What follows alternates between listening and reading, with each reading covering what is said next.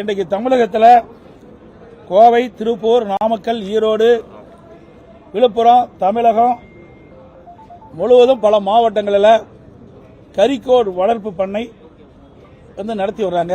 இதில் சுமார் 40,000 விவசாயிகள் இந்த கறிக்கோழி வளர்ப்பு பணியில் ஈடுபட்டிருக்கிறாங்க.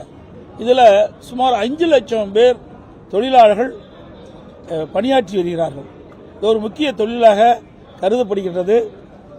கறிக்கோழி விற்கும் நிறுவனங்கள் ஒப்பந்த அடிப்படையில் கோழி வளர்ப்பு தொழில் செய்து வருகிறார்கள். கிலோ ஒன்றுக்கு 6.50 ரூபாய் அவர்களுக்கு வளர்ப்பு கூலியாக வழங்கிட்டு இருக்காங்க. அதிமுக ஆட்சியில் தான் அப்ப கால்நடைத்துறை அமைச்சர் இருக்கும்போது இதுக்கு ஒப்பந்தம் போடப்பட்டது. இப்போ பல ஆண்டுகள் ஆகிவிட்டது. இப்போ கோழி குஞ்சு, கோழி வளர்ப்பு தீவனத்தின் நிறுவனங்கள் வழங்கியிருது. ஆனால் இடம், கோழி பண்ணை செட்டு, தேங்காய் நார் மஞ்சி, மின்கட்டணம், தண்ணீர் போல பல மடங்கு இன்னைக்கு உயர்ந்துட்டது. இந்த விலை உயர்வால் இன்றைக்கு கடுமையாக இந்த கறிக்கோழி வளர்ப்பு பண்ணை உரிமையாளர்கள் பாதிக்கப்பட்டிருக்கிறாங்க. மற்றும் தொழிலாளருடைய சம்பளமும் உயர்ந்துவிட்டது. இதனால இந்த கறிக்கோழி வளர்ப்பு பண்ணை உரிமையாளர்கள் இதனுடைய வளர்ப்பு தொகை உயர்த்தி கொடுக்க வேண்டும் என்று பலமுறை கோரிக்கை வைத்தார்கள். அரசிடம் 6 மாத காலமாக தொடர்ந்து இது குறித்து அரசுடைய கவனத்தை கொண்டு வருவதற்கு போராட்டம் நடத்திட்டு இருந்தாங்க. ஆனால் அவர்கள் அதை கண்டுகொள்ளவில்லை. அவர்கள் இன்றைக்கு இருக்கின்ற சூழ்நிலைக்கு தக்கவாறு இந்த மின்கட்டண உயர்வு, தொழிலாளருடைய சம்பள உயர்வு, இப்படி பல வகையிலும் இந்த கோழி வளர்ப்பு பண்ணையில் இருக்கின்ற இந்த உரிமையாளர்கள் கடுமையாக பாதிக்கப்பட்ட காரணத்தினால அதை 6 ரூபா 50 காசிலிருந்து 20 ரூபாயை உயர்த்தி வழங்க வேண்டும் என்று கோரிக்கை வைத்து வந்தார்கள். இது குறித்து அரசுடைய கவனத்துக்கு கொண்டாந்தாங்க. அரசு 7/1/2026 மற்றும் 21/1/2026 முத்தரப்பு பேச்சுவார்த்தை நடத்தப்படும் என்று அறிவிப்பை கொடுத்துவிட்டு முத்தரப்பு பேச்சுவார்த்தையை நடத்தல, நிராகரிச்சிட்டாங்க. இதில் சுமார் 40,000 விவசாய குடும்பங்கள் இதில் பாதிப்புக்குள்ளாகிறாங்க. 5 லட்சம் தொழிலாளர்கள் ஈடுபட்டிருக்காங்க. ஆனால் அரசு வேண்டுமென்றே திட்டமிட்டு இந்த கறிக்கோழி வாங்குகின்ற நிறுவனங்களுக்கு சாதகமாக செயல்பட்டு வருகிறது. அதுதான் இப்ப தெளிவாக வருது.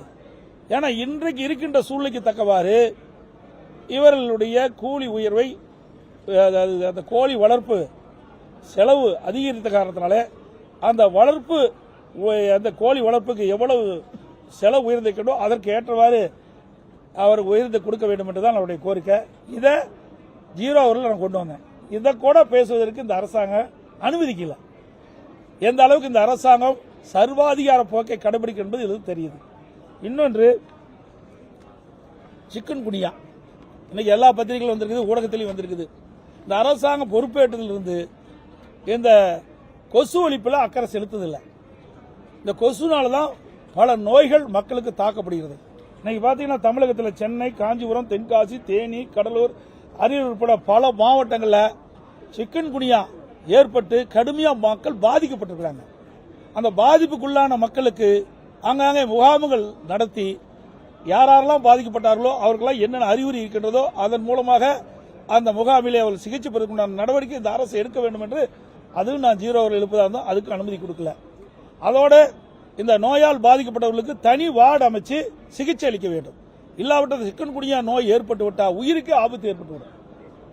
இதையெல்லாம் அரசுடைய கவனத்திற்கு கொண்டு வர வேண்டும் என்ற ஒரு நல்ல நோக்கத்தோடு பிரதான எதிர்க்கட்சி என்ற முறையில் நாங்கள் அனுமதி கேட்டோம். அனுமதி மறுக்கப்பட்டு விட்டது. அதனால் நாங்கள் வெளியிடப்பு செய்திருக்கோம்.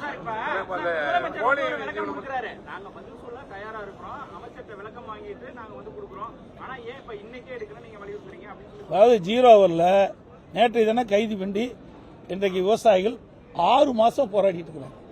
இன்னும் நடக்கிறது 2 நாள் தான் இருக்குது. ஏன் இன்றைக்கு என்ன பதில் சொல்லுதல் என்ன? நேற்றைய தினமே கொடுத்துட்டோம். இது எவ்வளவு முக்கிய பிரச்சனை? 40,000 விவசாய குடும்பத்துடைய பிரச்சனை, 5 லட்சம் தொழிலாளர்களுடைய வாழ்வாதார பிரச்சனை. இதை கூட இந்த அரசு அக்கறையா எடுத்து அதுக்கு உரிய பதில் கொடுக்கல. என்ன இன்னொன்று, நான் நேற்றைய தினம் அந்த 55 விதியின் கீழ் நான் அதில் கையெழுத்து 0 அவர்ல பிரதான எதிர்க்கட்சி தலைவர் என்ற முறையில் 0 அவர்ல எழுப்புவதற்கு மரபு இருக்குது. இதை ஏற்கனவே திராவிட முன்னேற்ற கழக ஆட்சி இருக்கின்ற பொழுது தொடர்ந்து 0 அவர்ல பல கேள்விகள் எழுப்பினாங்க, பல பிரச்சனையை எழுப்பினாங்க. நாங்கள் அதுக்குரிய பதில் கொடுத்தோம். ஆனால் இன்றைய தினம் இந்த அரசு வேண்டுமென்றே திட்டமிட்டு பிரதான எதிர்க்கட்சி தலைவர் பேசுவதை பேசக்கூடாது என்ற ஒரே நிலைப்பாட்டின் காரணமாக தான் எனக்கு பேசுவதற்கு அனுமதி மறுக்கப்பட்டது. ஆக இவர்கள் எல்லாமே தெரியாதெல்லாம் ஒண்ணும் இல்லையா? போராட்டம் பண்ணிட்டு இருக்காங்க, அரசாங்கத்துக்கு தெரியாதா? அப்படி தெரியாத அரசாங்கம் இருந்தா இந்த அரசாங்கம் மோசமான அரசாங்கம் தான் பொருள். ஒரு நாட்டில் நிலவுகின்ற பிரச்சனை 6 மாதமா தொடர்ந்து விவசாயிகள் தங்களுடைய உரிமைக்காக போராடி கொண்டிருக்கிறாங்க, தங்களுடைய பிரச்சனையை முன்வைத்து போராடி கொண்டிருக்கிறாங்க. அரசும் 2 முறை முத்தரப்பு பேச்சுவார்த்தை நடத்தப்படும் என்று அறிவிக்கப்பட்டு நடத்தல.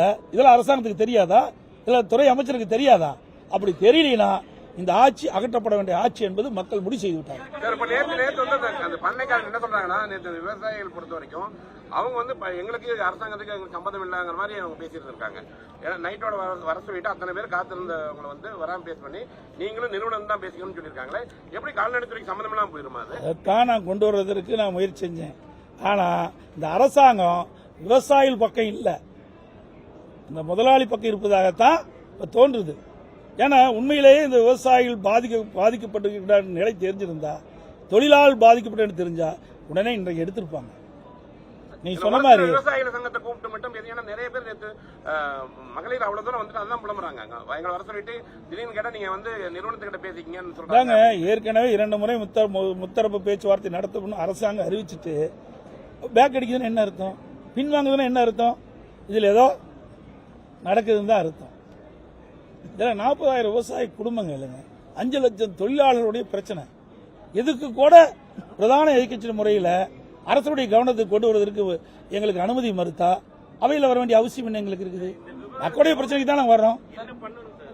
ஏங்க இது கவர்மெண்ட் 2 தரப்பு பேசி ஒரு உடன்பாடு எடுக்கணும். எல்லா இடத்துலையும் தான் இன்னைக்கு எல்லா தொழிற்சாலையும் இருக்குது. ஒரு போராட்டம் நடத்தினா அரசாங்கம் பேசுதில்ல, எல்லா இடத்துலையும் பேசுறாங்களா? அது மாதிரி விவசாயிகள்லாம் நிராகரிக்கப்பட்டவர்களா? அவர்கள் இந்த அரசாங்கம் கண்டுகொள்ளாதா? அவர்கள் வாழ்வாதார பிரச்சனை, 5 லட்சம் தொழிலாளருடைய வாழ்வாதார பிரச்சனை, 40,000 விவசாய குடும்பங்களுடைய வாழ்வாதார பிரச்சனை. இதற்கு இந்த அரசாங்கமே முத்தரவு பேச்சுவார்த்தை நடத்தும் என்று அறிவிக்கப்பட்டு விட்டு ஏன் பின்வாங்குது? அதுதான் அரசுடைய கவனத்துக்கு கொண்டு வந்து அதுக்கு ஒரு நல்ல சுமூகமாக ஏற்பாடு செய்ய வேண்டும். அந்த உரிமையாளர்களுக்கு அவர் கேட்கின்ற கோரிக்கையை இந்த அரசு மூலமாக நிறைவேற்ற வேண்டும் என்ற ஒரு நல்ல எண்ணத்தில் தான் நாங்கள் இந்த சட்டமன்றத்தில் அரசுடைய கவனத்துக்கு கொண்டு வந்து முயற்சித்தோம். ஆனால் எங்களுக்கு அனுமதி கிடைக்கல, வெளிநடப்பு செஞ்சோம்.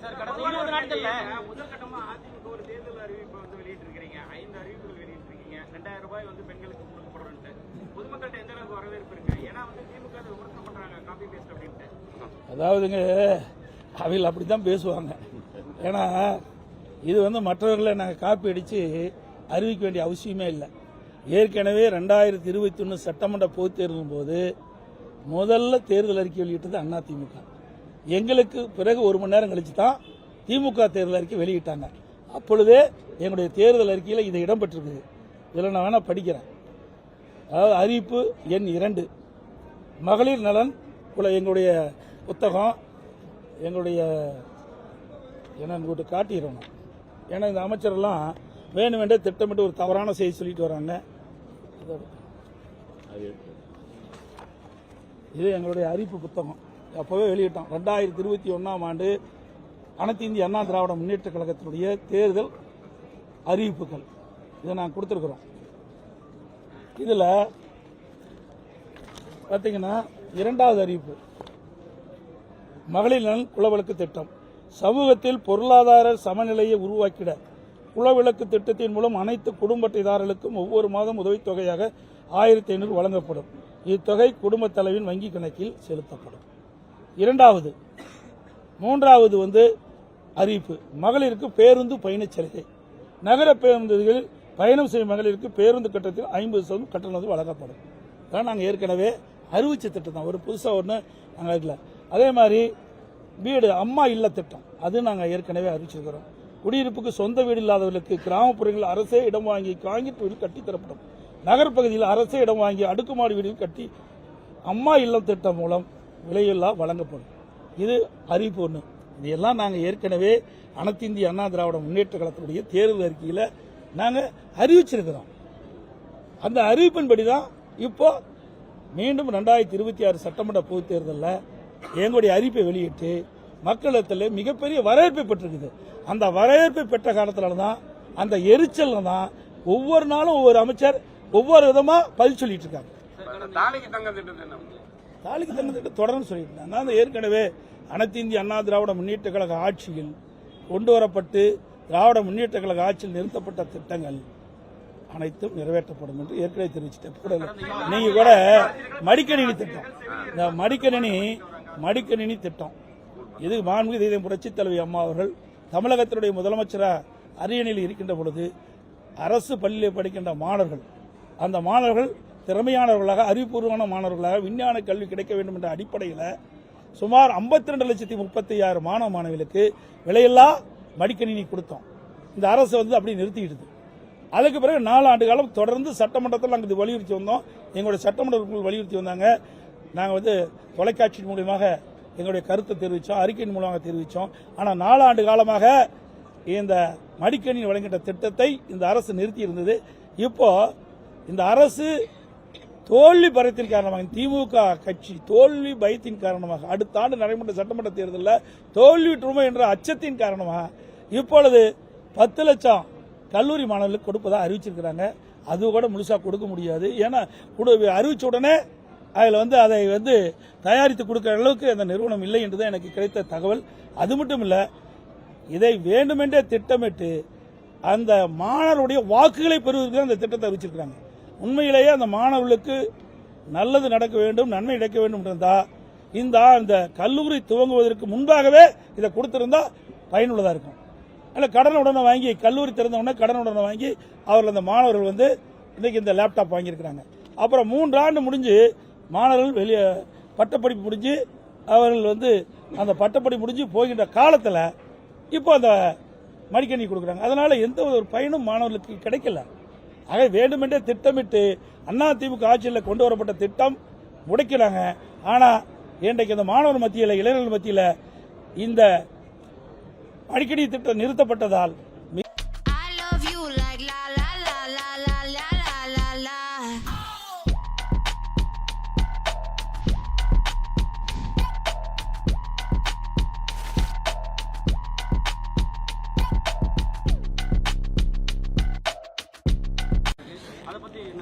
அதாங்க நான் ஏற்கனவே பலமுறை சொல்லிட்டேங்க. ஊடகத்தின் வாயில, பத்திரிகை வாயில சொல்லியிருக்கிறேன். இன்றைக்கு தமிழகத்தில் திராவிட முன்னேற்ற கழக ஆட்சி எப்பொழுது அமைக்கப்பட்டதோ அன்றிலிருந்து இன்று வரை சட்ட ஒழுங்கு அடியோடு சீர்கிட்டு விட்டது. இதற்கு முழுக்க காரணம் போதைப்பொருள் விற்பனை தான். அந்த போதைப்பொருள் விற்பனையை தடுக்க இயலாத ஒரு அரசாங்கம், கையிலாகாத அரசாங்கம் தான் இந்த அரசாங்கம் இருக்குது. இத்தனை நிகழ்வுகள் நடைபெறுவதெல்லாம் இந்த போதை ஆசாமிகளால், அதுவும் கஞ்சா போதை ஆசாமிகளால் தான் இந்த கொடூரமான செயல் நடைபெற்றுக் கொண்டிருக்கின்றன. அண்மையில் கூட சமூகத்துறை அமைச்சர் தூத்துக்குடியில் ஒரு நிகழ்ச்சியில் கலந்து கொண்டு பேசுகின்ற பொழுது, தமிழகத்தில் திராவிட முன்னேற்ற கழகம் ஆட்சிக்கு வந்த பிறகு இந்த 4.5 ஆண்டு காலத்தில் 6,999 சிறுமிகள் போக்சோ சட்டத்தால் இன்னைக்கு பாதிக்கப்பட்டு போக்சோ சட்டம் பதிவு செய்யப்பட்டதை சொல்லுங்க. 6,999 போக்சோ வழக்குகள் பதிவு செய்யப்பட்டதை சொல்லியிருக்காங்க. அதற்கு பாதிக்கப்பட்டவர்களுக்கு 104 கோடி நிவாரணம் கொடுக்கப்படுறதா பெருமையா பேசுறாங்க. எவ்வளவு ஒரு மோசமான அரசாங்கம். இன்னைக்கு ஒவ்வொரு மாதமும் இன்றைக்கு சிறுமிகள் பாதிக்கப்படுறாங்க, பெண்கள் பாதிக்கப்படுறாங்க. அது தொடர்ந்து இந்த ஆட்சியில் நடந்து கொண்டிருக்கின்றது. அதை கட்டுப்படுத்த இந்த அரசால் முடியல. அது காரணம் போதை விற்பனை அதிகரிச்சிட்டது. சிறுமிகளுக்கு, அதாவது இந்த ஆண்டு ஜனவரி முதல் 20 நாட்கள் சிறுமிகளுக்கு எதிரான பாலியல் குற்றங்கள் போக்சோ 46 வழக்குகள் பதிவு செய்யப்பட்டது. பெண்களுக்கு எதிரான பாலியல் குற்றங்கள் 27, அவற்றில் ஒரு சில நிறைய இருக்குது, நிறைய அடிச்சிருந்தாங்க. ஆக இந்த 20 நாள்ல மட்டும் 46 போக்சோ வழக்குகள் பதிவு செய்யப்படுது. 27 பெண்கள் பாலியல் சீண்டலுக்கு ஆளாக்கப்பட்ட குற்றங்கள் பதிவு செய்யப்பட்டது. ஆக இந்த ஆட்சியில் சட்ட ஒழுங்கு அடியோடு சீர்கட்டு விட்டது. அதற்கு என்ன காரணம்? நிரந்தர சட்ட ஒழுங்கு டிஜிபி நியமிக்கல. நிரந்தர சட்ட ஒழுங்கு டிஜிபி இதுவரைக்கும் நியமிக்கல. ஏற்கனவே இந்த அரசாங்கம் யாரெல்லாம் தகுதியானவர்கள் அதில் பட்டியல மத்திய யூபிஎஸ்சிக்கு அனுப்பிச்சது. அந்த யூபிஎஸ்சி பரிசீலித்து 3 பேரை அவர்கள் தேர்வு செஞ்சு மாநில அரசுக்கு அனுப்பிச்சது. அந்த 3 பேரில் ஒருவரை நிரந்தர டிஜிபியாக நியமிக்கப்பட வேண்டும். இதுதான் விதி. ஆனால் அதை பற்றியே கவலைப்படாத அரசாங்கம் ஒரு பொறுப்பு டிஜிபி நியமிச்சாங்க சட்ட ஒழுங்கு. அந்த அவருக்கு உடல்நிலை சரியில்லை, அதுக்கு ஒரு பொறுப்பு டிஜிபி நியமிச்சிருக்காங்க. அப்புறம் எப்படி இவங்க சட்ட ஒழுங்கு பாதுகாக்க முடியும்? சட்ட ஒழுங்கு பாதுகாக்கக்கூடிய ஒரு நிரந்தர டிஜிபி இல்லாதனால தான் இவ்வளவு மோசமான நிலைக்கு போயிட்டு இருக்குது. அதை பற்றிலாம் இந்த அரசாங்கத்துக்கு கவலையே இல்லை. தங்களுக்கு கைப்பாவையாக ஒரு டிஜிபி தேவை. அதுல இந்த 3 டிஜிபியில் ஒருவர் அவருக்கு சாதகமா இல்ல. அதுதான் இப்ப இருக்கிற நிலைமை. அதனாலதான் நிரந்தர டிஜிபி நியமிப்பதில் காலதாமதம் ஆயிட்டு இருக்கு.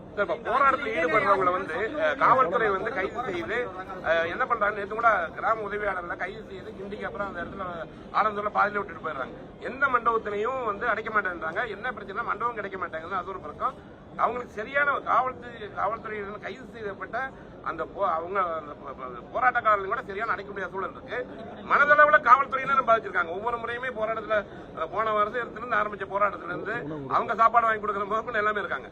இப்போ காவல்துறை இது வந்து எப்படி போகுது? ஏன்னா போராட்டம் பண்றவங்களுக்கும் பாதுகாப்பு இல்லாம இருக்கு.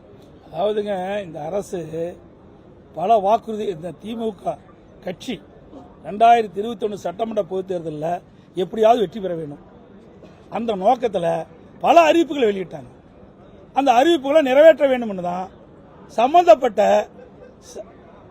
ஊழியர்கள்லாம் போராட்டம் நடத்திட்டு இருக்காங்க.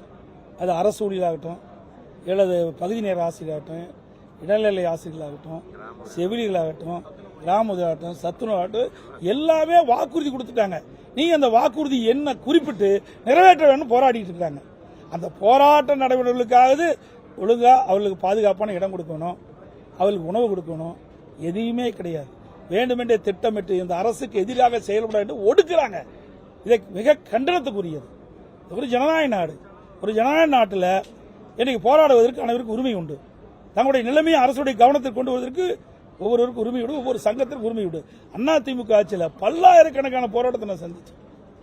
இவர்கள் மாதிரி யாரும் அடக்குமுறையை நாங்கள் செய்யல. இன்றைக்கு எதிர்கட்சிகள் போராடினாலும் அனுமதி கொடுக்கறதில்ல. அப்படியே நாங்கள் போராடினா எங்க மீது வழக்கு. அது மாதிரி பல்வேறு வாக்குறுதிகளை கொடுத்து அந்த வாக்குறுதி நிறைவேற்றாத காரணத்தினால இன்றைக்கு விவசாயிகளிலிருந்து நான் சொன்ன அத்தனை அமைப்புகளுமே இன்னைக்கு போராட்டத்தில் இறங்கி போராட்டம் நடத்திட்டு வராங்க. அதை இந்த அரசு ஒடுக்க பார்க்குது. ஒடுக்க தான் இன்னைக்கு வீரியம் அதிகமாகுது. இதையெல்லாம் எல்லா அமைச்சர்கள் புரிந்து கொள்ள வேண்டும். இந்த அரசாங்கம் எப்படிப்பட்ட அரசாங்கம்? ஆகவே தனக்கு சாதகமாக அவர்களை பயன்படுத்திக் கொண்டாங்க. தேர்தல் நேரத்தில் தங்களுக்கு வாக்களிக்க வேண்டும் என்ற ஒரு நிலைப்பாட்டின் அடிப்படையில் இந்த அறிவிப்பெல்லாம் கொடுத்துவிட்டு அவருடைய வாக்குகளை பெற்று ஆட்சிக்கு வந்த பிறகு அவர்களுடைய வாக்குறுதியை நிராகரிப்பது சரியல்ல.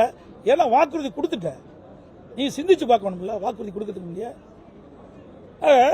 திட்டமிட்டு அவருடைய வாக்குகளை பெற வேண்டும். வாக்குறுதி பெற்றுட்டாங்க, ஆட்சிக்கு வந்துட்டாங்க, பிறகு அதை பத்தி கவலை இல்லை. அப்படித்தான் ஒரு நிலைமை இருக்குது. அனைத்து ஊடகங்களுக்கும் நன்றி, வணக்கம்.